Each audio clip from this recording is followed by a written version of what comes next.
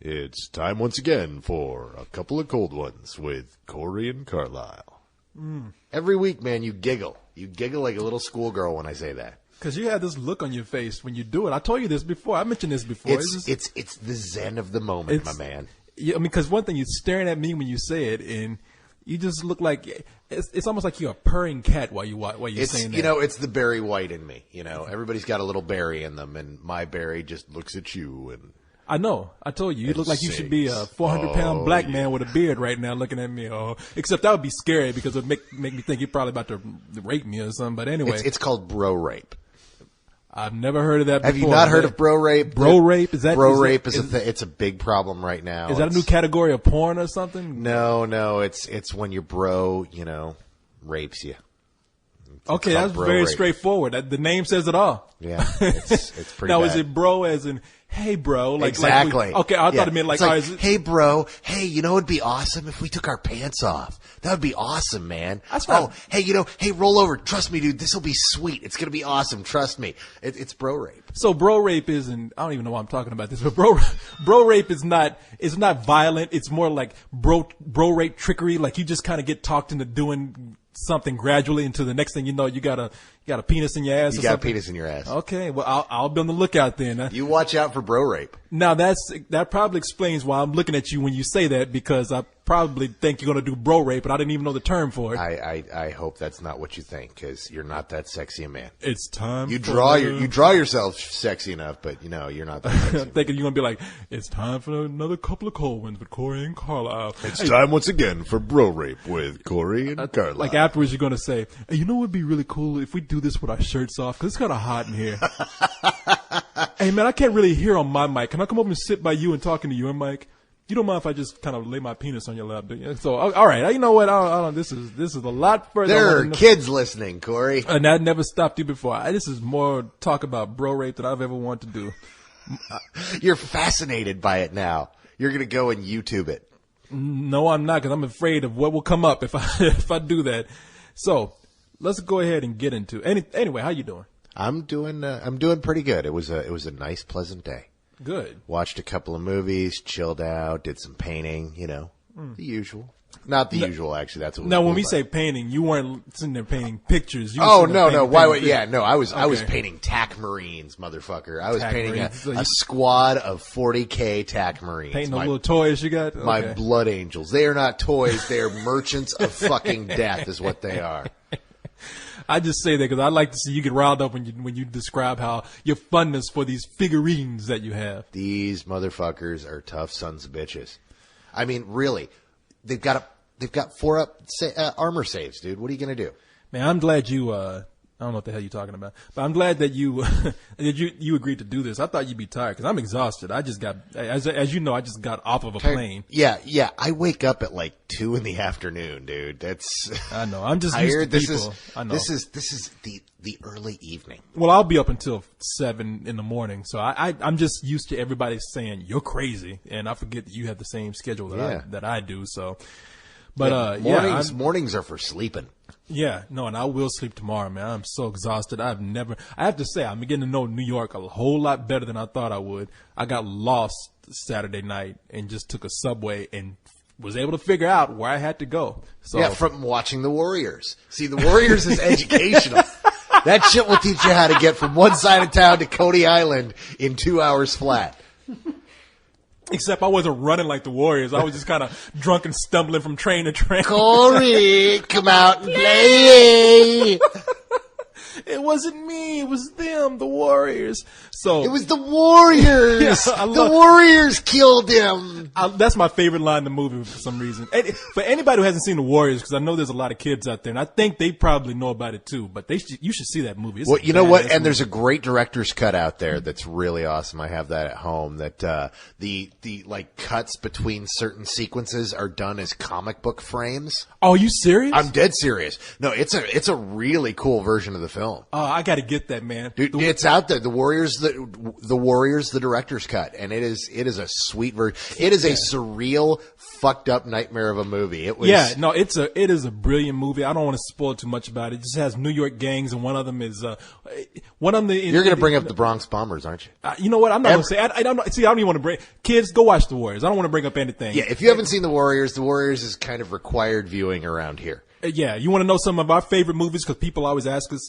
I can say collectively, we probably all love The Warriors. We all love The Warriors. Yeah. I mean, the thing is, it's a really good movie, but there's things about it that are just so bugfuck crazy that you're going to be, how the fuck do they love this movie? But once you get all the way through it, you're going to be, dude, that's a great fucking movie. Yeah, no, it's a very clever film, and you probably know the kids probably know about it because that was a Warriors video game, and I don't. Yeah, but it wasn't a big hit. No, it was not a big hit at all. In fact, It was a cool fucking game.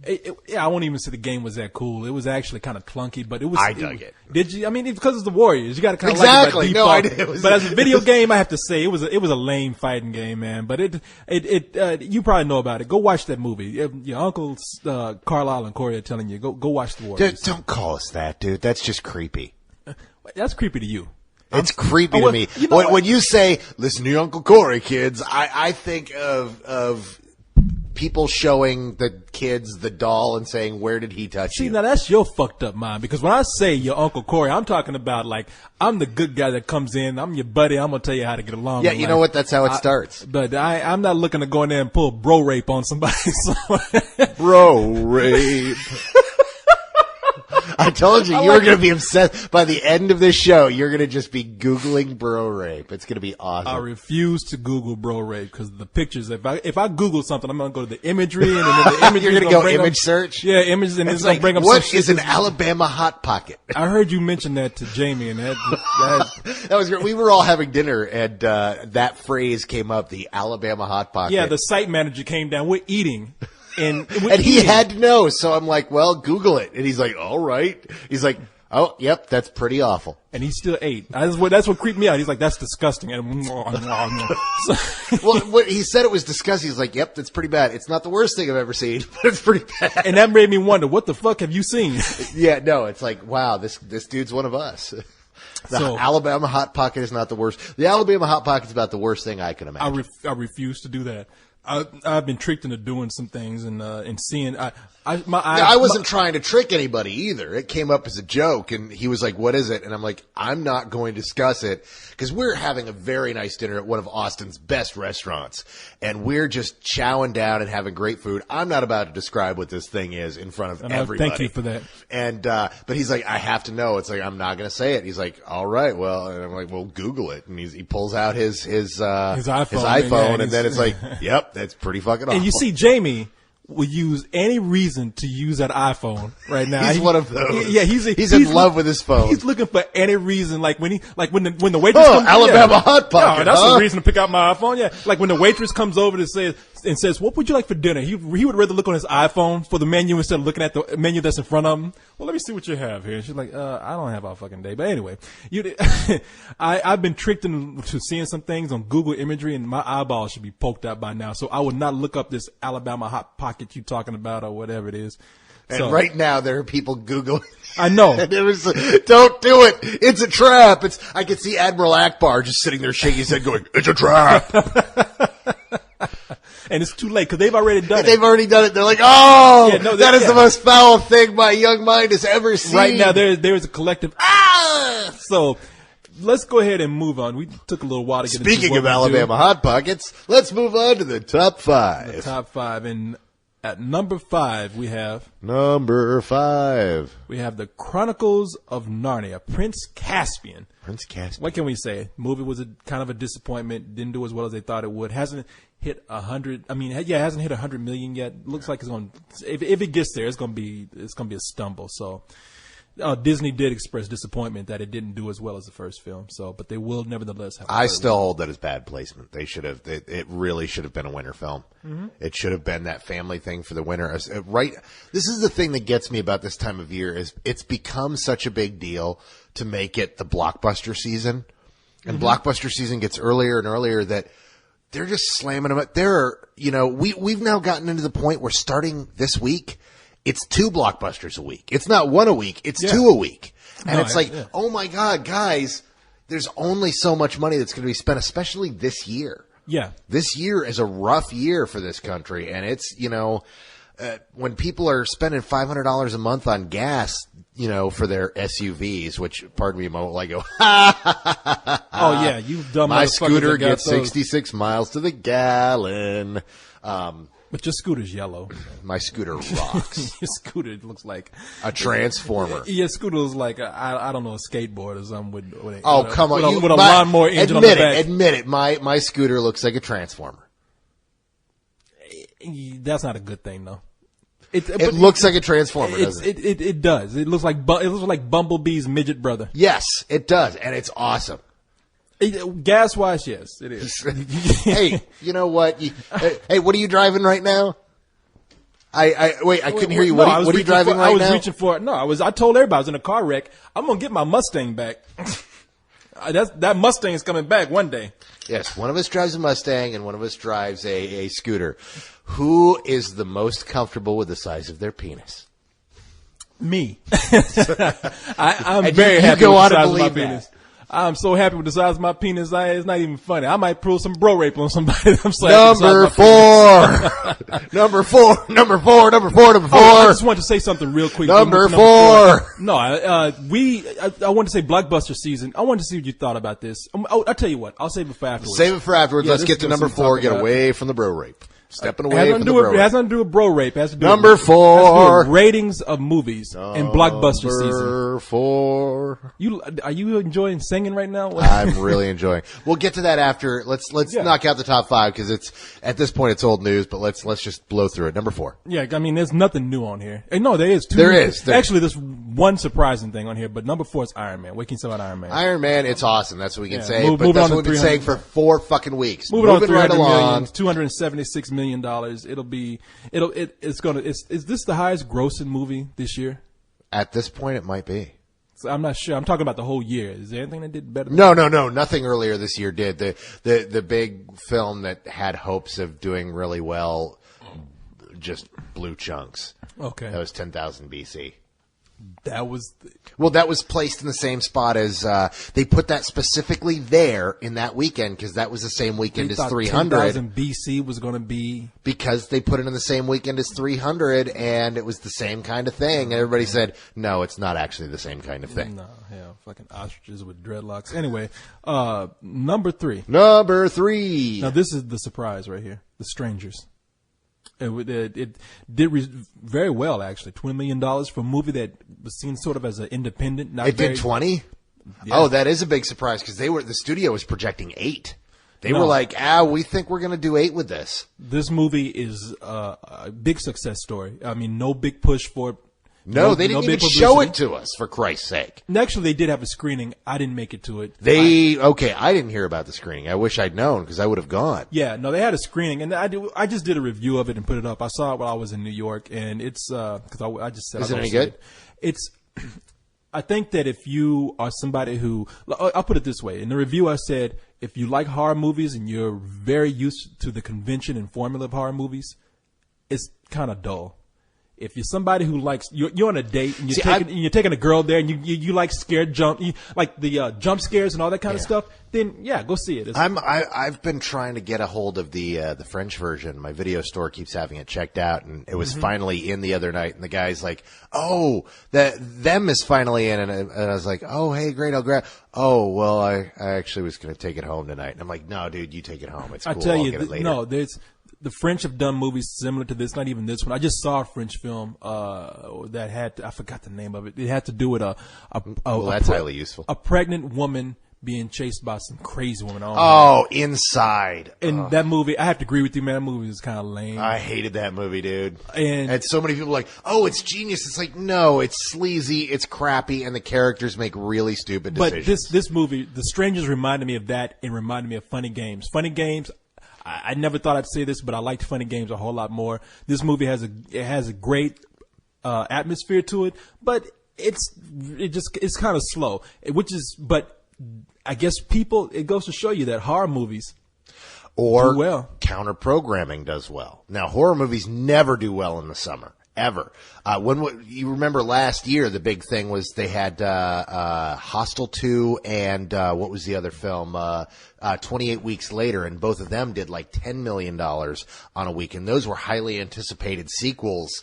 And both of them just crapped out during the summer, and I was like, oh, no one wants horror in the summer. I think it might have to do with the number one film.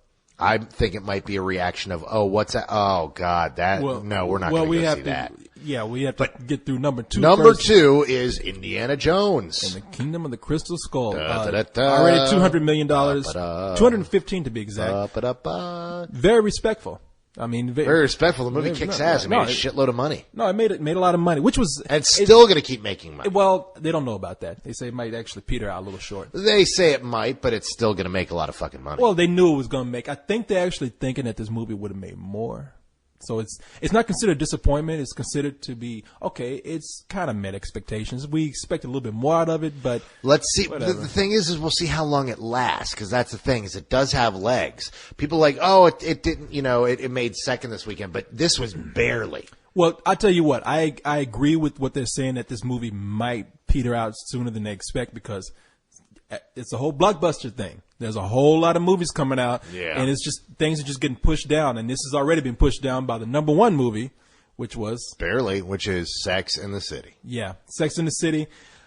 $56 million, man. Now the thing is the vast majority of that was Friday night. They had this was the weird thing about this, and this is why it keeps getting brought up. Generally speaking, when you have a movie that comes out on Friday, it has a solid number on Friday, and then it does a little better on Saturday. It usually will make $1 to $5 million more on a Saturday, because there's more screenings that people go to, because most people get out at 5, 6 in the afternoon and on Friday, and that's when they start going to the movies. Whereas on Saturday, they have all day, and a film generally does better by getting that day business. But here, the film did 30% less on Saturday than it did on Friday. But the movie's still considered a huge success. Oh, yes. No, absolutely. And I tell you why, because that Friday estimate, the whole weekend estimate was actually considered to be very much lower than the $56 million they got. And they were like, holy shit, this movie's already hit on Dude, it was an event film. Yeah. Every time I looked at the estimates, I said, you're out of your goddamn mind. Every woman in the world's going to fucking see this movie. And every gay man. Well, some of them. Yeah, no, and I can tell you in Chelsea, the theater was full of nothing but men. So it's, look, I know you hated the movie. Oh, I really? Yeah, you really despised the movie. Me, I liked some parts of it. It was okay. It's something where I just... Dude, you yelled at the fucking movie. As much as you want to say, look, it wasn't that bad, you actually physically yelled at the fucking movie. Oh, no, I did. But I didn't hate it like you did. No, it was some... I've even said in a review, I said, hey, if you're a fan of the show, this is the movie for you. If somebody like me is just a rental. I actually did chuckle at some parts. I actually did like the characters. I wouldn't ever tell anyone to rent this unless they had a predilection towards even seeing it. Well, if you're a fan, and no, if you're a fan, if you're a fan, you're going to see it anyway. But nobody else is going to see it because it's based on a series. So of course, if you're not a fan, what purpose do you really have to go and see it? Because you're going to be picking up in the middle of a storyline that you're not going to even know anything about. This film does not, it is not a complex film. This is not the X-Files movie where it's like, oh, what the fuck is this? Oh, well, you had to see all of season 8. No, it's it's so blatant from the beginning. I was able to understand every nuanced little bit of this film. See, I disagree. It's like what's the history with Mr. Big? If you go in there, you don't really know. They explain it throughout the whole thing. They keep recapping and telling us how many times they broke up. And they recap that whole fucking movie. No, it's more than that. It's people who actually followed those storylines. They follow how they dated, how they broke up. They know every detail about these characters. Look, I would tell you. You're going to disagree. I agree. There are a lot of movies out there. I'm actually happy to see this movie do well. And I'll tell you why. Because, look, there's plenty of dumb blockbusters out there for men. And dumb man go see dumb man doing dumb things. This movie, there's women doing dumb shit in this movie. It's a blockbuster for women, and that's fine. Is it the best imagery of women? No, it's not. Did I love it? No. But for women had that blockbuster for them.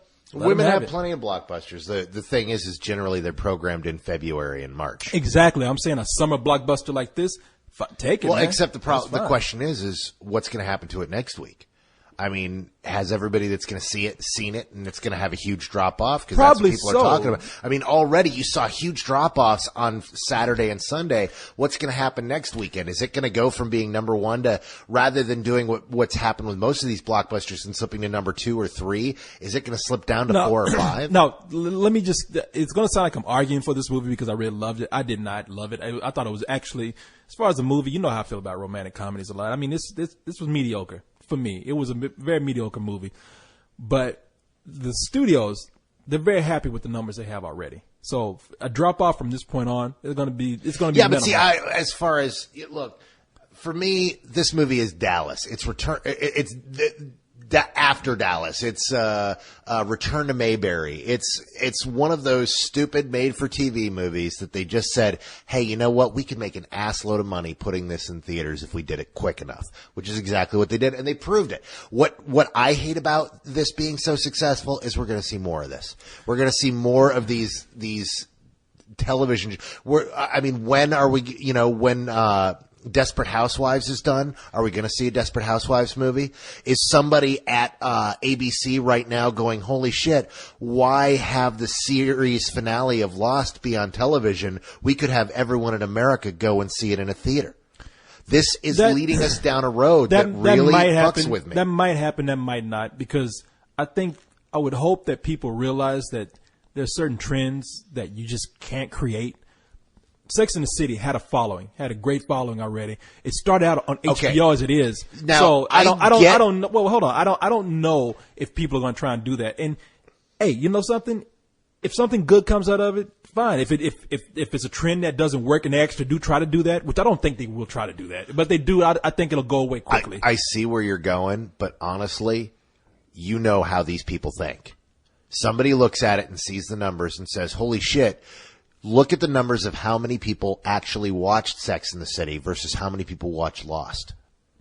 Look at that versus how many people watch Heroes. I think you're worried about nothing here. What I'm doing is I'm throwing that idea out there because I'm telling you, Corey, it's coming. Nobody's talking about it yet because it's the Monday after, but trust me, the shit is coming.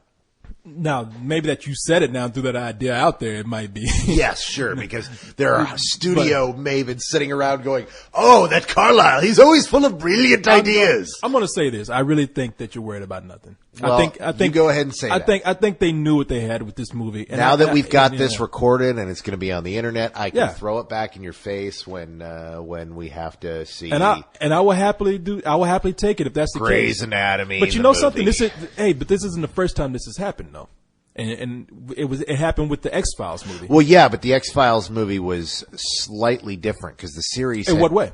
Well, the series had concluded, and they came back and decided to make a feature film. They talked about making a feature film from the get-go, and they wanted to make a series of feature films. They've actually tried to do this with a couple of series. The one that sticks in my head was they wanted to do it with Quantum Leap, but that never had a big enough audience. But well, that they talked about it where it's like, okay, this show's over.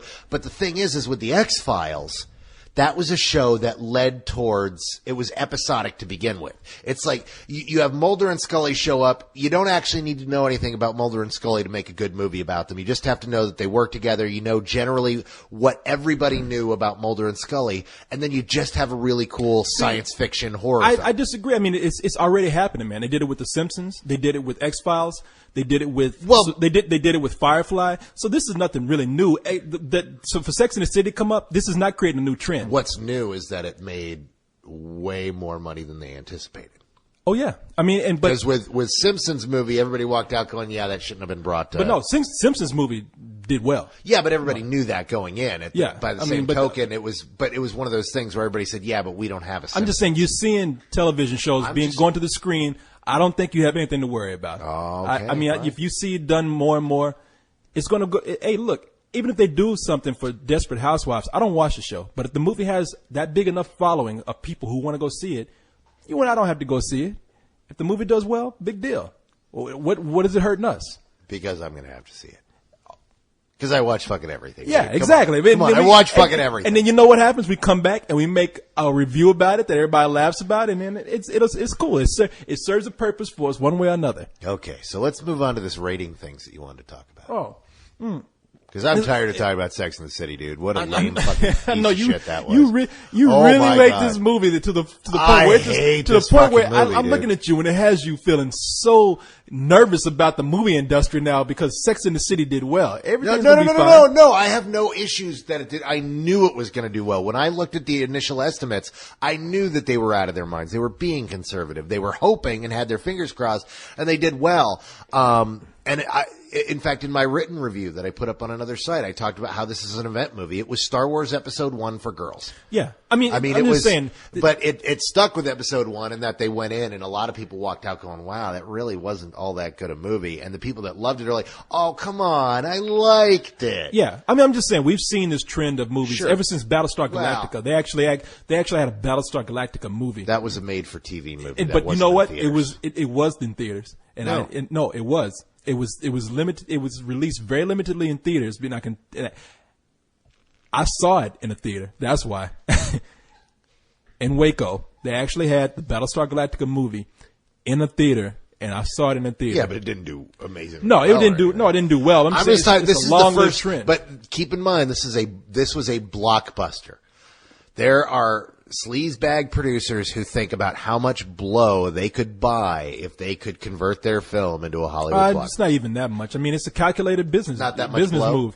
move. Well, with them, I'd never estimate how much blow a Hollywood It's not that much producer could do. I mean, no, it's a lot, but it was a business move too, and it paid off. Anyway, so it doesn't stop me from hating the fuck out of that movie. Oh, I know. I God, I feel hate it. that movie.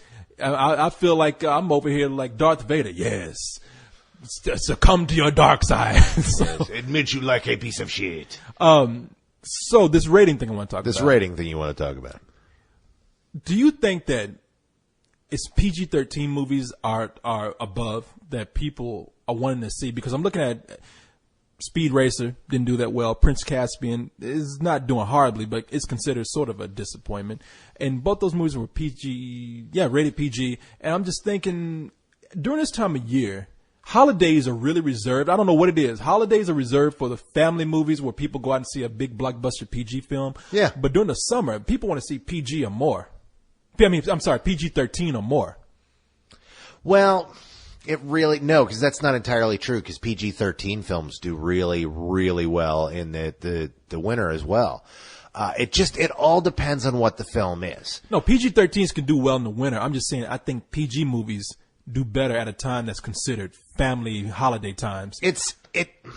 It all depends. I think Christmas, everybody's together. They want to go see something that's nice. I don't think that the ratings on Caspian or Speed Racer had anything to do with how they did, because people rarely look at the rating. The people who look at the rating are the parents to double check to see if it's going in. Or sometimes somebody will go, oh my God, they're making Die Hard as a PG-13 movie. And then everybody will all of a sudden go, if nobody had mentioned it, people would have gone in and would have not even flinched. See, I don't, to a certain level, I agree and disagree. I don't know if people look at the ratings that strongly, but they can associate a rating with the studio. Now, if something comes out with the Walt Disney logo on it, with the exception of Pirates of the Caribbean, people usually think more of a PG movie. Well, that's because Disney owns like a number of different, studio houses. If it's a PG-13, if it's an adult themed movie, it's a touchstone picture. If it's a family movie, they stamp the Walt Disney logo. Yeah, that's right what I'm on saying. it. You see the Walt Disney theme on there, Because that says family to people. Unless it's Pixar. Pixar could probably do well. And I don't think they do as well in summertime as they do during the holidays. But I'm looking at Speed Racer, which was sooner or later. I think they messed up when they started pitching it as a kids film. And once people saw it was a kids film, they were thinking, oh, it's a PG movie, it's a kiddie film. Not as many kids want to rush out and see that during the summertime. That's just a theory of mine. I don't know if it's true or not. I have no basis to prove it on. But I know at first, I can only judge by my reaction. When I first saw the trailer for Speed Racer, I'm thinking, oh, that's badass. And I saw more trailers where they were kid friendly, and I'm thinking, it doesn't look all that good. Again, but that has nothing to do with the rating. I mean, you could make a rated R movie look kid friendly. But they won't because they don't want to get kids in there. No, absolutely not. But the point is they can. It's all in the marketing and it's all in the product. I mean, the fact of the matter is, you know, why did Iron Man do incredible and Indiana Jones do incredible? Is it really because they're PG-13 or because they're fucking Iron Man and Indiana Jones? I think you can look at Iron Man and Indiana Jones and know already that they're going to be a PG-13 movie, though. So not necessarily. I think so. I mean, the original 2 Indiana Jones movies were PG. At a time when we didn't have the PG-13 rating. And let's not keep in mind that I'm aware of that. But Temple of Doom created the PG-13 rating. I'm aware of that. That and Gremlins. So yeah. So yeah, I mean, I think people instinctively know they can see something thinking, that's more of a family movie. I don't know if I want to see that. I don't think it has to do with the rating as much as it really has to do with the product and the marketing. All right. I mean, I just thought. And again, that's box that. office. So, tons of incredible films have PG-13 ratings.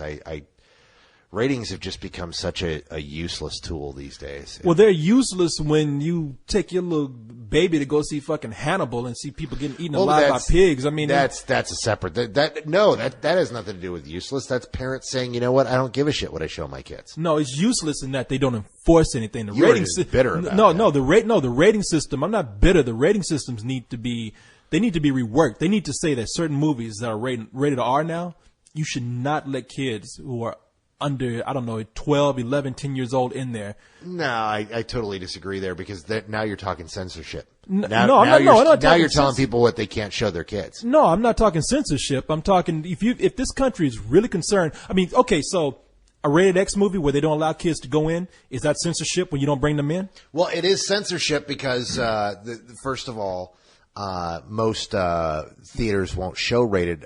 We don't even have rated X. But is that NC-17? Is it censorship to keep a kid from going in? Do I believe that it's censorship? Absolutely. Okay, but do you believe that kids should go in and see it then? If their parents are with them, yeah, sure. I believe a parent can show their kids whatever they want. I think the problem with NC-17 is that NC-17 is something that's solely pretty much based upon sexual content, and that we as a country protect kids from sexual content, but we're totally fine with showing them violence on primetime television. I mean, that's an old argument. Yeah, I agree that with ain't my song. I'm singing someone else's verse. I think this country is hypocritical about what it does. We flip out about stuff we see on television, but nobody's keeping an eye on what's happening in the movie theaters. And I believe that there should be a rating where the rated R definition has changed over the years. At the time we had rated R, it's totally different from what we have right now. The problem with the rating system has nothing to do with enforcement. I disagree with that. I think there's certain reasons why you should reinforce why children should not go into a certain rated R movie. First of all, the graphic content. If this country is really that concerned about children and what they see, hold on, let me finish. If that country is really concerned about what children see and what they're observing and listening to, then sex and violence is way more graphic than what it was when the rated R rating came out. Now, it is. When it first came out, it totally means something different. We show a lot more than we used to do 20 years ago. Now, I will say that it is something personal with me because I think that when you're an adult and you go into a rated R movie, you're expecting to have sort of a more adult experience. You don't want to deal with crying kids. You don't want to deal with kids who are getting scared. You don't want to deal with people. It's both reasons. I really do believe that if this country is said, you keep interrupting. No, you interrupted me. Let me finish my point. It's just that they say that we want to protect children. They raise hell about Janet Jackson's breast shown on TV, but they don't mind kids going to see something like Sex and the City where we see pretty much graphic sex happening in the movie. But the problem there is, first of all, you keep saying this country. And the problem is that people in this country believe this. But the fact is this country as a whole believes that it is the right of the parent to judge what goes in. Now you're talking about Sex and the City. You're talking about comparing what is on national television and the most watched event on television versus a movie that has an R rating that says no children allowed unless accompanied by parent or guardian. I think that gets to a point where, yes, we do have to tell you how to raise your kids to a certain extent because that's fascism. No, it's not fascism. It is. No. It's not fascism in the sense that we're telling you in your home how to raise your kid. We're not telling you that you're a bad parent because you showed them sexual shit and stuff like that. What you do in your home, for good or for bad, we can't control that. But when you're a kid, you bring them to a theater and you do that because you just don't care about getting a babysitter. You just want to you want to bring them out because it's an inconvenience to find anything else to do with them, and then they start to disrupt me and my enjoyment of the movie. First of all, a movie theater is not a public place, dude.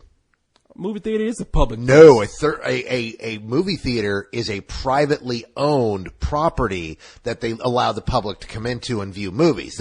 If it were a public place, I could walk in there and watch whatever the fuck I want. It isn't. It is a privately owned place that I walk up, I pay my money. Dude, no. A movie theater is a public place. No, it is a privately, it is owned by, that land is owned by a person who in one way or another got the money to erect the theater and has to make the deals to show the films there. It is not a park. It is not a public place. It is not the middle of the road. It is a place that is owned by someone else, and they follow rules because they have a tentative agreement with, the MPAA. And that tentative agreement makes it more or less a public place. You have different types of people who come in there, and if you're disruptive, then you should be taken out. Or you should be taken out with your kid. It is a place that the general public pretty much goes into. Just because you have to pay to go in there doesn't mean that it's not public. It is. Dude, that's pretty much the definition. That land is owned by someone else. No, you're trying to make it sound like it's a private home or something where you're invited to go in there. For the most part, what you're saying by definition might be true, but for the most part, that concept doesn't hold up when we have all kind of different people paying to go into a theater. This is exactly, it is that kind of thinking that has completely fucked up certain things in this nation, where people believe that because you go into a place, you have a right to evoke certain rules, regulations, and laws over that place. That's horseshit. It's not. Because I paid my money to go in there. I should not have to suffer somebody else. They don't have to. They can reserve the right to refuse service to anyone because it's public property. And they usually don't. Private property. And the person that they usually refuse the service to is the person that's being disruptive. Well, and you know what? I'm fine with that but they are allowed to throw that person out because it's private property. If it were public property, what can you do without calling the cops? And then you have to hope that they're actually violating a law. It's private property, and they can throw out whoever they want. Now, it's private property in a different concept. It's not in the concept that you think it is, that we're all trespassing on certain. No, I'm not saying property. Trespassing. What I'm saying is that the person who owns the theater, if they want to allow 6-year-olds into movies, they can. Or you have great examples like Tim League at the Alamo Drafthouse. And Tim, he doesn't let kids into his fucking movies. But conversely, he also has a great thing called Baby Day, which is the day that, during a certain set of hours during the day, you can come in with kids of any age and watch whatever movies you want. By your reasoning, a movie theater, if it's privately owned, they can say, hey, we're going to let a 6-year-old, as you say, into an NC-17 movie, which they cannot do. They'll be violating. Well, they'll be violating the MPAA, but not breaking any laws. But that would have some repercussions. No, only if the MPAA in some way throws a fit. And I can tell you that there will be some repercussions that will come down on them if they let a kid into an NC-17 it happens all the time. I mean, there are theaters that are really lax that let kids into movies and nobody gives a shit. And there are other theaters that will card kids and go, no, I'm sorry, you're 12. You can't come into this PG-13 movie without your parents. I mean, there's the whole spectrum there. And hence that is the problem with the theaters that we have today, is that they are no longer run professionally. They're run by teenagers who don't give a shit. That's some theaters. Some theaters are run that way. Others are not. When I say you're talking theaters, about the bad theaters. I'm talking about most of them. I'm not talking about. Look, I'm not talking about special theaters like the Alamo Drafthouse. I'm talking about the majority of theaters that are out there, like Cineplexes, where they actually should be reinforcing certain standards more than they do. And half of that shit has to do with, as I say, a rating system which isn't really enforced, and it has to do with... But the rating system is bullshit to begin with. No, it is bullshit, and I agree with you on that. It's a completely arbitrary thing. They put a bunch of people who are parents in a theater and let them watch the movie, and they watch the movie, and they go, what rating do you think that is? And based upon certain, you're only allowed to have a certain amount. There's a few rules that are like you can only say fuck a certain amount of times. There's a couple small rules, but as a general rule, there are certain movies that squeak by that should have been R, but were PG-13. There's movies I can tell you back in the 70s, like let's say when Midnight Cowboy came out, Sex and the City today would have the same rating as Midnight Cowboy when it came out. It would be rated X. And that's how things have changed. Well, but no, you're talking way back in the day. You're also, I'm talking about way back in the day. I'm talking about how things have changed. Except that was like the film that broke the system, and then we saw things like the blaxploitation era, and where that had tons. There's stuff you see. You're telling me that we see more now than we saw then. I know you're full of shit because I know you have a wide knowledge of blaxploitation films and know full and all that there are many blaxploitation films that are rated R. Now we're getting a hell of a lot more. And now we're getting into certain. And don't take this the wrong way, because when you say we're talking about socialized racism when we get into blaxploitation films, that's something I don't even want to get into right now, because that'd be a whole different discussion. I'll just say on the right now. I was bringing that up because you and I both have a large knowledge of that particular cinema type, and that in there is contained worse things than you see in and I can tell you why that is socialized racism, and I can tell you, and you're right, and really I do have a very but then we can go to the white film. We can go to Cannibal Holocaust, for Christ's sake. There's tons of white films that Cannibal Holocaust. Don't eat, man. And again, extensive knowledge of horror. Cannibal Holocaust.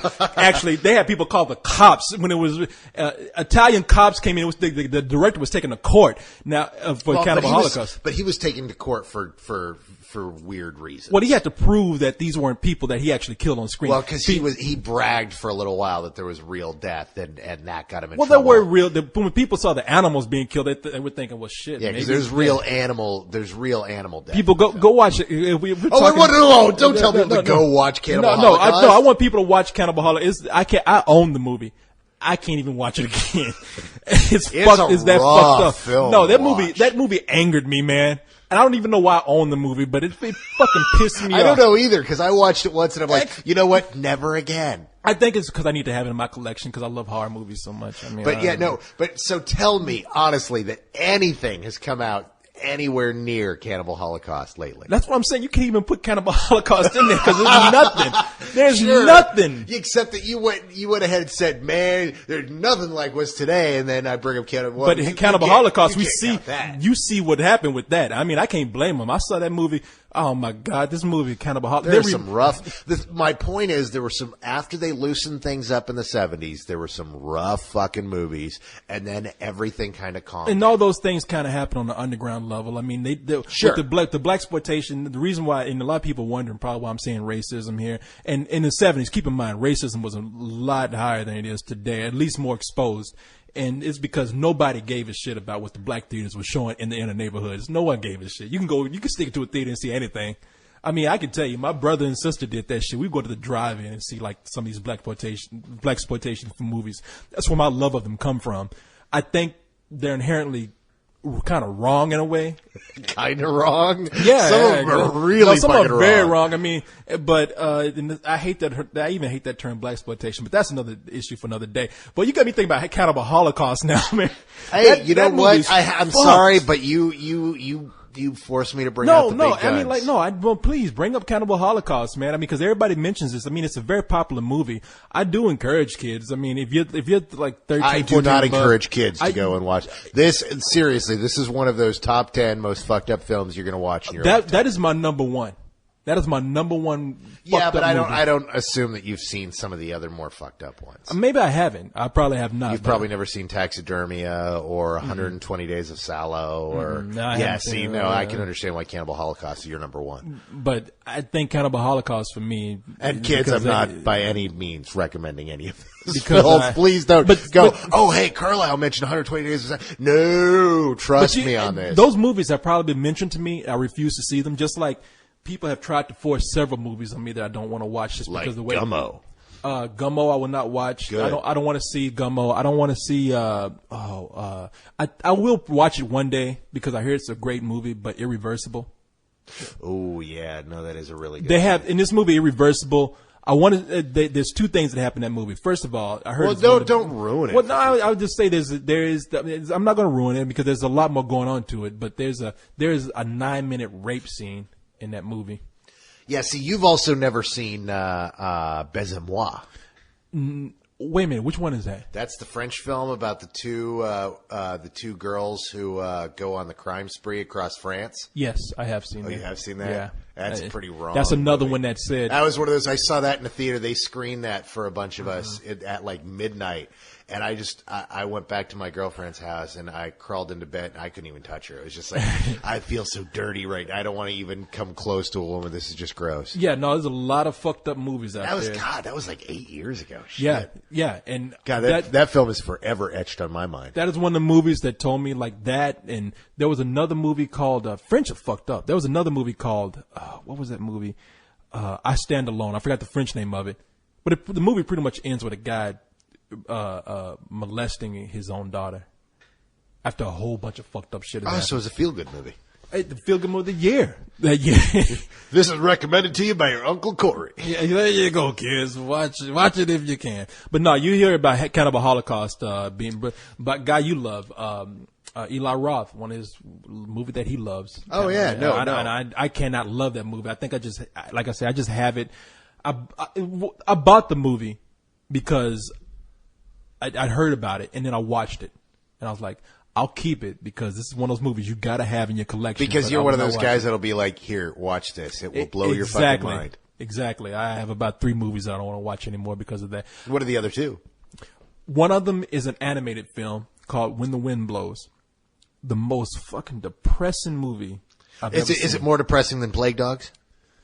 Have you ever seen Plague Dogs? Wait, I'm trying to think if I've seen this. That's the one about the 2 dogs that escaped from the experimental facility. Yes. And it's got like Patrick Stewart plays one of the military guys. Yeah. No, I have that on DVD. That movie came out years ago. 82, dude. Yeah. It was the sequel of sorts. You know, it was the second, movie made, from the guy who made Watership Down. Watership Down, yeah. No. I have that on DVD. Oh, I have God, seen is that. it depressing. I've seen Watership Down, and Watership Down is not as depressing because it kind of has But a happy is it ending. more depressing than Plague Dogs? Yes, it is. Yes. Oh, Jesus. And I'll tell you, and here's the reason why. I don't know how we got on this subject of fucked up movies, but but let's go with it. No, let's go with it. No, when the Wind Blows is a movie about a British couple after nuclear war has happened, and it has this real cute style to it, and it has great animation, but throughout the whole film, it's this. You're gonna have to lend this to me because I haven't seen this. I got it right up there on VHS. Oh wow! It's right up I gotta there. hook up the VCR. You gotta hook up the VCR because I will not watch the movie again. I rented it once and will not watch it again because it's so depressing. You rented it once and you never took it back. No, someone gave it to me for Christmas, and I had to say, "Wow, thank you for giving me one of the most depressing, fucked up things I've ever seen." It's no gore. It's nothing. No. It's just the subject matter. It's so sad. A nuclear war has happened, and it's an old couple that you follow, and the husband is saying, "Oh, honey, don't worry, we're gonna get help." Of course they have this under control, but throughout the whole movie, they're dying because of radiation and starvation and nothing, and no one's coming for them. And the whole time you see the nuclear winter setting in with no sunlight coming through, radiation smog is covering up the area, and this guy desperately believes that it's going to be like it was for him back in World War II, where help is on its way, and then just wither away, man.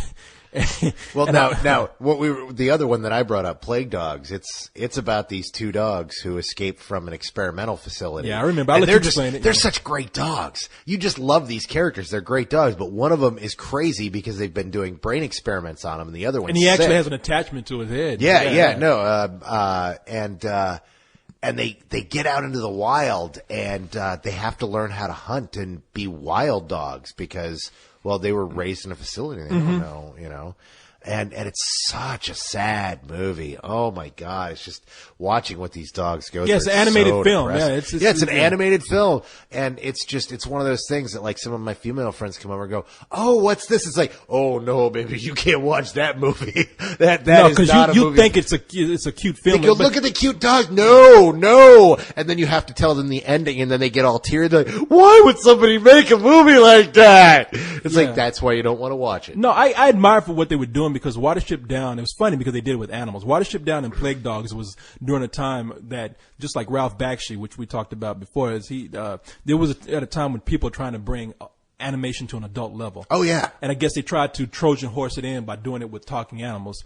And it's just a weird thing to watch. Watership Down is actually a really good movie. They're both brilliant. I mean, Plague Dogs is brilliant. Yeah. I will say that in watching it, it's a fascinating film. It's just so goddamn depressing. If you can handle being depressed for an hour and a half, and seeing a movie that has Patrick Stewart voiced for like 3 seconds, it's so weird. It's like, wait, is that Patrick Stewart? Yeah, I know. He's like one of the soldiers, and then you watch in the crowd. Oh, hey, look, it's Patrick Stewart. Yeah, no, you could be in another depressing movie. Speaking of animation, if you want to watch it, this isn't one of the like several movies that I've seen that depress me, but Grave of the Fireflies is a really that one's movie. really heavy. Too, again, it's an anime actually, and this boy and his sister are just trying to make it in, I guess, the post-nuclear bomb Japan, and post-Hiroshima, and it's just it's fucking sad. I need another beer, man. I feel fucked up. Yeah, you're like, you're reliving the endings of all these horrid films, and all of them. I'm telling you, I don't want to ruin it for anybody. I mean,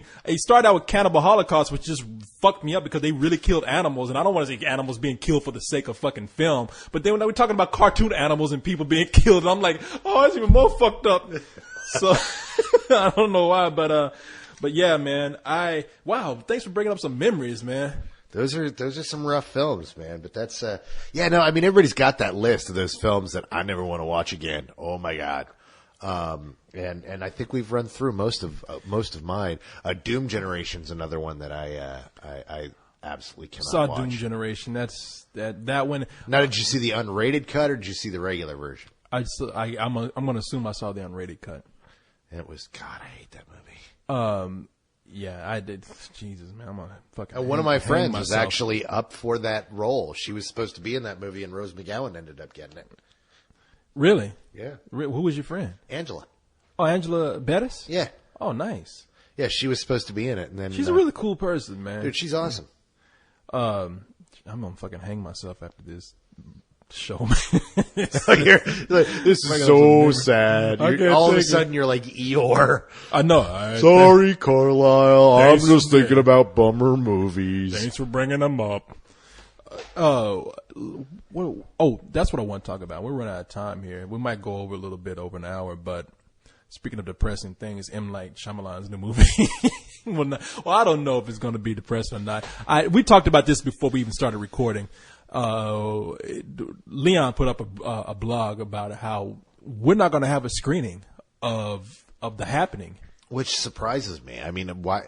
But he was saying that nobody's getting screenings. Isn't that what he said? It wasn't just I wasn't clear on that. I really because I couldn't imagine that they'd single out Austin, especially since Harry Knowles is like one of M. Night Shyamalan's biggest supporters and always has been. And if any town gets a screening, it would be Austin. I'm going to take a guess here. I have a theory that they're not showing it anywhere. And I'm going to say it because his last movie, Girl in the Water, was Lady in the Water. I'm sorry, what would I say? Lady. You're in the water. The Lady in the Water. What did I call it? The Girl in the Water. The Girl in the Water. Okay, at this point, I don't even matter. But fucking bitch lying in the lying in a puddle. Yeah, bitch in the puddle. Bitch in the bathtub, whatever. It was a failure. critically and financially. You and I talked about that. And you did a little dance when you said that. It's kind of like, it failed. It was a bomb. No, it what sucked happened ass. was, let's tell it right now. The story is, and I'll tell it, Okay, was go ahead. that I had thought that it actually done halfway decently because I remember it doing halfway decent, but it had a huge drop off and it ended up being a big old bomb. Yeah, I remember. Big No, old I was just stinky being bomb. fair. I just said, you and I talked, and I said, hey, man, I remember this being a failure, but please look it up. And let we me looked know. it up, and sure Yeah. enough, it was a big old stinky bomb. But $42 million with a $70 million budget. and Way I like to go, it- M. Night. Yeah, and I like M. Night Shyamalan. Now, I liked. Shamalama ding dong. Yeah, exactly. I love The Sixth Sense. Love that movie. That's one of the best Well, movies the I've thing ever- is who doesn't? Exactly. And the thing is everybody starts out with The Sixth Sense. They forget that was his third movie. Yeah, well, what did he do before? He wrote something? No, he directed 2 films. He directed one small film with Indian people, with Indians. Oh, that's right. He did. And I Yeah. forget what it's called. And then he did a second film with Roseanne Barr. I It was don't like remember. A I'd Dutch never heard of knockoff. I remember when it came out. I can't remember what it was. I know he wrote Stuart Little. Yeah, and then Or he was, co-wrote it or yeah, he something, was involved in writing Stuart Little, and then of course Sixth Sense. That was his big thing, and then that established what M. Night Shyamalan was. And then, of course, you can read my blog. No, I loved Sixth Sense. Unbreakable, I thought was a really cool movie. I think the end of that movie was pretty bad. Well, no, it's a great movie Yeah. that ended 30 seconds too early You just don't end the movie with with a scroll. yeah, exactly. You don't Yeah, scroll the ending. That Oh, works. they didn't even I scroll. get- They just put letters up on the screen saying, "This is what happened to this." well, no, person." and it scrolls upwards. It's like, and it tells you what the ending was. See, it doesn't scroll. It just stays on the screen. It's like a '70s TV show. It just freeze frames, and there's letters at the bottom of the screen Oh, is saying, it? "Yeah." That's what was so bad about it. I was like, "Wow, y'all could have done something so cool with this." Yeah, but they- Unbreakable is a really well directed movie, man. No, I love Unbreakable. It's a great film. The ending, it just ends 30 seconds too short. We needed to see that ending. Exactly. It's the classic rule of writing. Show us, don't tell us. Thank you. That's and what he I was said. trying to go for a comic book feel, and he just dropped the ball. But you know something? He could have gone for that comic book feel at the end because the villains always end up in an asylum. He should have showed that. I agree. I 100% agree. And I agree. No, I agree with you too. When you say show don't tell, great. Thank you for saying that. That's where he fucked up. And then of course Signs, which is the movie that, makes you go, Joaquin, there's aliens on the roof again. Get the hose. There was some really creepy parts to There sure was. to Signs. It was a really good movie until you walk out and go, wait a second. Yeah, no. Well, when I was watching it, the thing that got me the most. Anybody who's seen Signs, it was creeping me out until they did this whole thing of the aliens kind of open doors. I'm like, well, they got fingers. Why? How they can steer a spaceship to Earth, but they can't open They doors? can create advanced alien technology, Yeah. but working primitive things like doorknobs. is Like well beyond fingers, yeah. Because you start thinking about that shit, and it's like, wait a second. If water is like acid to these people, why did they come to a planet that is 2/3 water Yeah. to eat alien beings that are 90% water? They would have to desiccate us and turn us into jerky in order to eat us. Yeah. Maybe that was their plan. I don't know. Maybe they were just really hungry and they rushed into things. Apparently, there's no gotta good give me places some to eat people between here and jerky. Alpha Centauri. Well, but after that, I have to say after Unbreakable, his movies dropped off for me. Yeah. And the thing was, Signs had great moments. And it was just kind of, and then of course we come to The Village, which had the worst fucking lame ass predictable ending known to man. Yeah. And then there was the film where you and I kind of agree and disagree. Because the thing was, What do we agree on? We agree on the fact that he made a lot of mistakes in that movie. That Okay. there were things that he just did wrong. I actually enjoyed it. But in fact, I've gotten a lot of crap from people who have, because you never posted the audio on the new site, you only posted the video of it. And On the news site? yeah, On Spill? and yeah, I never posted anything on Spill about Lady in the Water. We did that when we were Real Deal. was I it? guarantee you. Okay, well the thing is that some of the old school hardcore fans saw the Lady in the Water review. And the way you edited it, it looked like I really liked it. You did. No, You loved that movie. No, I dug the movie. I enjoyed it, but saw a lot of flaws in it, but I loved it for how retarded it was. And I thought it was a huge mistake. I thought that he made several mistakes where it was just like, what were you thinking, dude? But I loved the story. And there are moments in that film I really like, but on the whole, it was a major mistake because, I mean, I have yet to see a movie where they say, because M. Night Shyamalan said, this is a movie this is a story I would tell my kids before they go to bed. And I'm always thinking, wow, that was really something that was in your head. You had some successful movies, so people gave you money to do this vanity project. And that story was awful to me. well, and the beauty of the whole thing is that Disney was like, oh, fuck you, this movie's awful. You don't understand my genius. I'm going to pick up and leave and go to another studio. Yes. And they'll understand my genius. And they go, well, we can make an M. Night Shyamalan film, please. No, you've made lots of great movies. Please make a film. Oh, God, it's crap.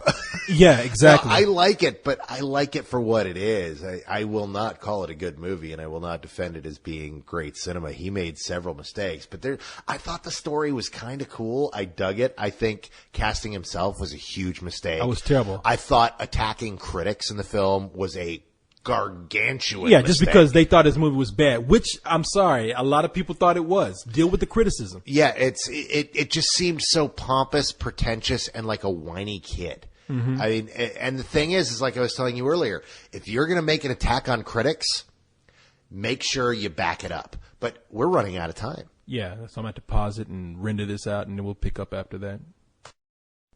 All right, so we're back, picking up from what we were talking about M. Night Shyamalan. We left off with Lady in the Water. We talked about how... You're recapping where we left off, but for them, it was like 3 seconds ago. Yeah, no, I'm just saying... It's kind of like we're time travelers. We've come to you from the future to tell you about what's going on. Dude, that just happened. Yeah. What the fuck? Well, I was just going to say, I want to bring up the reason why we're talking about M. Night Shyamalan is because The Happening is coming out, and like I said, they're not giving us a screening. What's happening? Yeah, no. And I love that video that you put up of what's happening now. What's happening on now? your blog. But boom. But Hey Raj. Say what? I think that the reason why they're not having a screening, I'm gonna think that they're not doing it anywhere, is because as we talked about the history of Lady in the Water, the movie didn't do that well. It was kind of notoriously panned because I mean because critics ripped into it for good reason.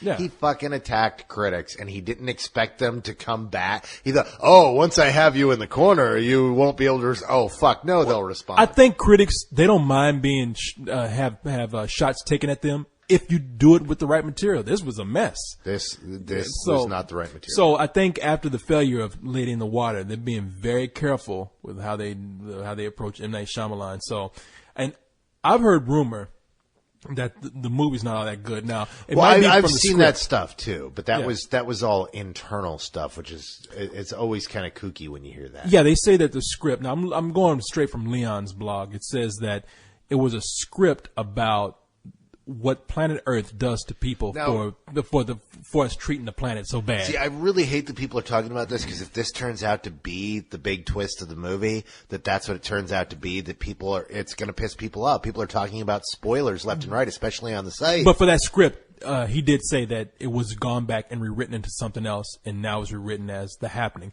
I forgot what it was called. It was called before. The Green Effect. The Green Effect, that's it. Yeah. And so apparently the script before was laughable. It was reworked. They say that what they have right now is probably not all that great, but I don't know where that's coming from. I give every movie a chance. You know what? And I really want this to succeed for one major reason. Can Donnie Wahlberg, or not Donnie Wahlberg, Mark Wahlberg. Can Mark Wahlberg catch a break, please? Please? What do you mean? What was the last thing that he had done? Shooter. You know something? Shooter actually did okay. Yeah, but it didn't do good. And I liked Shooter. I know you guys weren't big fans of Shooter. No, I wasn't. But the movie actually did all right. And then, of course, before that was Four Brothers. No, not before that. What was before that?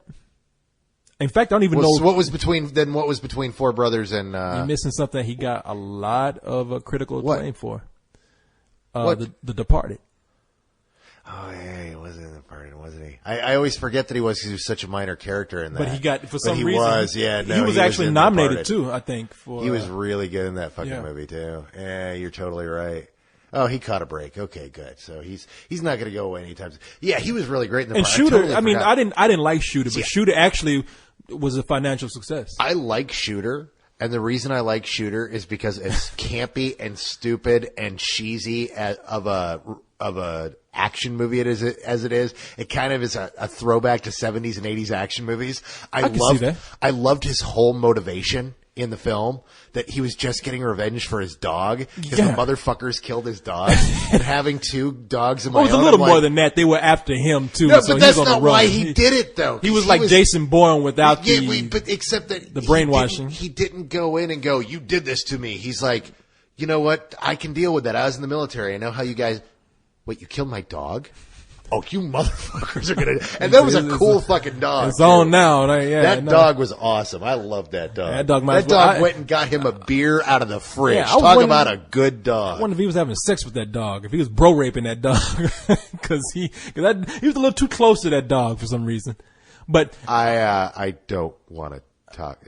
You crossed into a realm that I want nothing to do with. You brought bro rape and bestiality into the realm of bestiality. into a perfectly fine revenge. that's what I film. do. But I bro rape and- really, I think, as you say, Mark Wahlberg is one of our better actors out there. I like Mark. No, Mark I do Wahlberg too. a lot. I like him a lot. And I'd like him to catch a break, 'cause There's him- movies that he's in that I think that he doesn't do well, such as Planet of the Apes. That was the wrong movie for him. Yeah, but that was just the wrong movie. Period. And it was that movie should had have too many existed. issues. Yeah, but I think he was terrible in the movie because the movie brought that out in him. Tim Burton has never been an actor's director. No, I agree with that. There are certain actors that he works with that are magnificent, but it's because they're magnificent actors. Yeah. He doesn't. He's not a Soderbergh who takes people who can't act and turn them in. It's not like, oh, hey, I will take you, young Casey Affleck, and turn you into a real actor. It's funny you should say that because it brings us back to The Happening. I don't think M. Night Shyamalan is really an actor's director. I think Haley Joel Osment was probably his best performance because, well, Haley Joel Osment was very young. But if you look at all his movies, everybody kind of stares off and they say things like this. And it's real easy to make you think that people are acting when it's just they're not Yeah, doing but anything. you also look at his films, and he does kind of, it's like, oh wow, well, he got a great performance out of, oh yeah, Adrian Brody, yeah, of course he got a great performance. Oh yeah, well, he was really good at, oh yeah, no, that was Bruce Willis, and Bruce Willis is kind of awesome, and Bruce Willis had Tony Colletti, and oh wow, Yeah. And you start going through, and you're like, wow, well, Mel Gibson and Joaquin Phoenix, yeah, those guys are pretty awesome. But even too. in those movies, I think if you look, there's a pattern where people are just very reserved and quiet. And what's the film that doesn't have great performances? Which one is the movie that doesn't have? Would it be Lady in the Water? That's right. Because it's him and like a bunch of people that nobody's fucking heard of. Well, he has. What is his main actor in that movie? M. Night Shyamalan. No, it's not. You mean the actress or No, the Paul actor. Giamatti? Paul Giamatti, one of the best actors that we have, and he can't get a good performance out of the guy. Bottom He was line all is, right. I think that this movie, The Happening, I'm not going to say it's bad. I'm not going to say it's good. I'm going to be a fair person because I don't know where these rumors are I coming want it to be from. good. And you know something? I saw the Red Band trailer where people are stabbing themselves in the neck and somebody I haven't lies. seen that yet. Oh, you haven't seen it? No. I won't say anything. Go watch it. It is freaky to watch. This is M. Night Shyamalan's first rated R movie, and they say that in the trailer. I've never heard anything like this. On the commercials on TV, they actually have an announcer saying M. Night Shyamalan's first rated R movie. It reminds me of what was that movie, The 13 Ghosts, and the TV spot for that was 13 Ghosts is rated R for sexuality, gore, and extreme violence. Really? They said that? Oh yeah, and it's just like you're sitting there going, hell yeah, and you go in and go the first 5 minutes, you're like, dude, this movie's awesome, and then in the rest of it, 13 Ghosts, which is a big piece of shit. Yeah, that movie was terrible. I can't Stinky. believe all the shit that you like is in this movie. Yeah. Yeah, no. So I'm eager to see the movie. I think it's a bad sign that they're not letting us have a screening here. It's not fair that we have to pay to see a movie. That's not cool. I'm on. We're gonna invoice. The happening is going to be me sneaking in to a movie or something. That's what's going to happen. What's happening is I'm going to invoice Jamie and say, "Hey, Jamie, hook a brother up with the happening." You could totally invoice that if we go see it, especially if we all do a review. We make it a group thing, which we should. Then I don't like the way you said that. I didn't say we're all going to go in the theater and have sex with each other. I said we're going to go watch a movie. So get your mind out the goddamn gutter right over there. Now, all right, bro rape. Told you you'd be obsessed with bro rape. I'm curious. Not curious enough for you to bro rape me, but I'm curious to where this all came from. Somebody sent in some good email right here because we're going to wrap this show up. I wondered why we were continuing. I knew you had to have some email. Yeah, no, I liked to continue. Dear Corey, I think you are awesome and your earring is sweet. Thank you very much. No, it was a couple of good emails. We have this first one here, which relates to Sex in the City, in which I'm going to sum this up because it's kind of long. I'm just going to wrap it up real quick and say, make it quick. They want. I don't want to talk about this movie anymore. There's no, because it has something to do with something that you might be able to answer really well. They say that. Oh, here, wait a minute. Here's a sentence I can read right here. Let me see if I can see it. Wow, we've got that air. I know. You need to find that sentence in quick, my man. I know. I'm trying to search for it. You had me sitting here, and then we've got nothing. I need fucking glasses is what I need because I'm looking at this and I can't tell. People, let me tell you something. Write short emails. Get to the point quick because what you wrote right here, my man. I don't even get this guy's name. It could have been something real quick. Apparently, there was something about Sex in the City saying that the movie appealed to a lot of business women. Of course, this is the movie that women want to see. But in that same article, he says that there's this debate, and here's the sentence that I'm actually reading from the email. There's this debate that women aren't interested in action movies, which I call bullshit on. That's what he says. And that they don't do well with females because just females don't want to see action movies. And he wants to know, first of all, if an action movie has a female heroine, would that help? And second of all, is it bullshit that females don't like action movies, period? Well, it's not that females don't like action movies, period, but generally as a whole, it does not appeal to them. Yeah. And I don't think it takes rocket science to figure that fucking thing out. No, Come exactly. on, baby, let's go see the Jean-Claude Van Damme movie. No, I don't want to see that fucking movie. But he Jean-Claude mentions Van Damme. No, but the heroine. Now, first of all, a movie with a female heroine, and I think he mentions this in his email also, is not going to keep man away because we can go back and look at, as you say, blaxploitation movies, which I'm doing a webcam about this where we have Pam Grier as Coffee and. Well, let's even skip that. Let's talk about Linda Hamilton. Well, we've got Sigourney Weaver. Sigourney Weaver. I was going to say that too. Sigourney Weaver. No. There have been several great female heroines over the years that have, appealed, and in horror films, for Christ's sake, there's several great heroines that come out of horror films. No, I don't. Really, the sex issue. I mean, it is what it is. I mean, chicks don't necessarily dig action films, and dudes don't necessarily dig romantic comedies. But there are people that like both. Yeah, it all comes down to boys play with trucks, girls play with dolls. But in the middle, we have people who, like on our site, there's all these women who come in and girls who are saying, I'm not going to go see fucking Sex in the City. And dude, I love romantic comedies. I catch a lot of crap for that. But you know what? I fucking love the things. I'm retarded for them. Yeah. What are you going to do? Exactly. And as much as I come across as a sexist, I really don't like the reason women. The reason why I don't like romantic comedies is because I don't think that women are portrayed fairly well in them. Well, now there's several that I loathe for that very reason. You look at things like How to Lose a Guy in 10 Days. And Never saw that. Oh, you so lucked out. That's a bullet that you dodged there, Neo. You went all Matrix on that shit. That movie was awful. I am too much of a person who, no matter how I come across, I am concerned about how women are portrayed in movies and the romantic comedy. And you've told me that I don't like them. I mean, I don't hate them. There are a few that I like. I never really say bullshit on a lot of them. I say rent off on most of them because there's nothing new there. But the other thing is that they don't show women really in any new light except in the role that we expect them to be in. And that is the role where they're dependent on a man and that they're love starved and they can't get along after they're 40 years old. And I think that that's kind of bullshit. Even Sex and the City kind of did the same thing, which I thought was bullshit.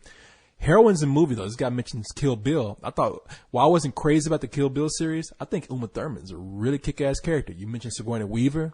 Yeah, no, I mean, of course, I just watched Kill Bill again on my projector just this last weekend. That's how I broke its cherry. Was I finally got my new HD projector set up, and I put on Kill Bill Volume 1 and 2, and that was awesome, dude.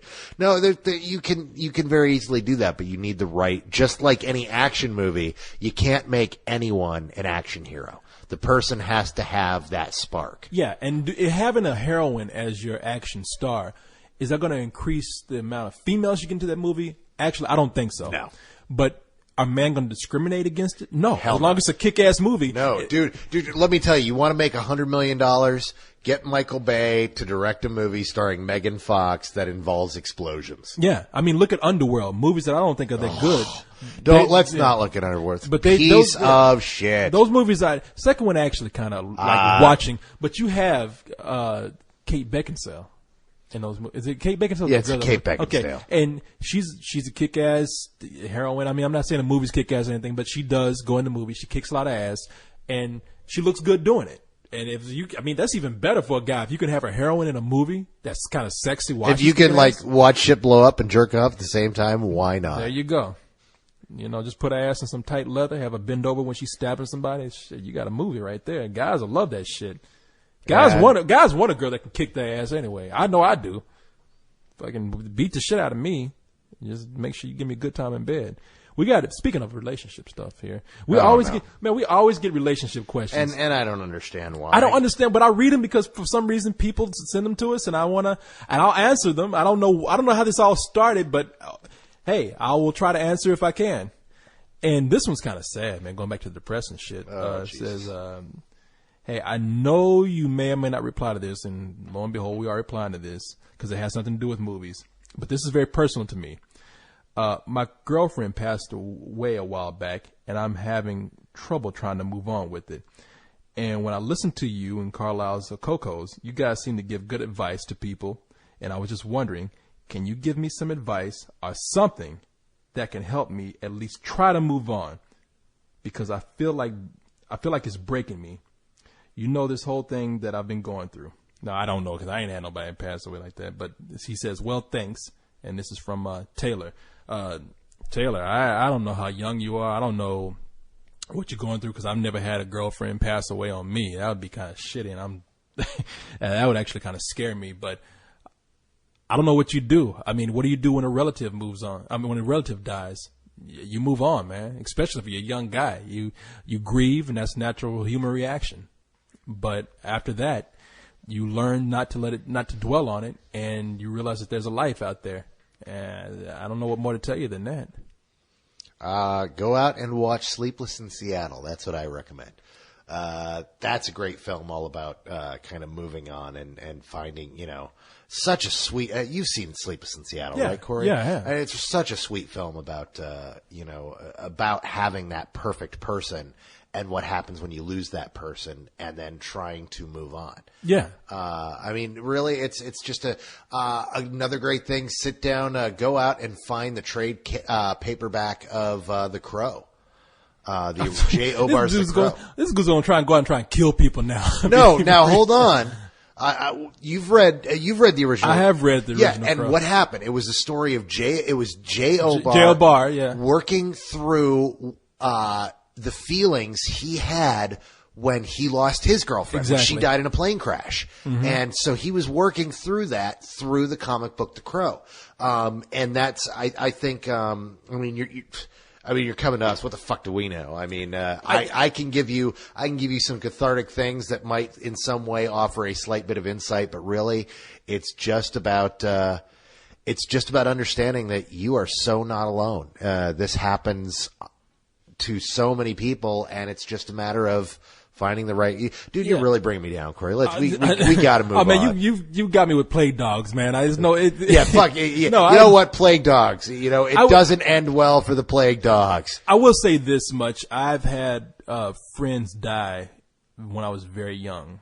I was in high school, and I've had friends die by suicide and murder. I had 2 friends die of cancer in high school. See, that's what I'm saying. And that's some depressing shit. And it is depressing shit, but what do you do? I mean, you're alive unless you are suicidal or something, which I don't think you are, you're probably a young guy, my man.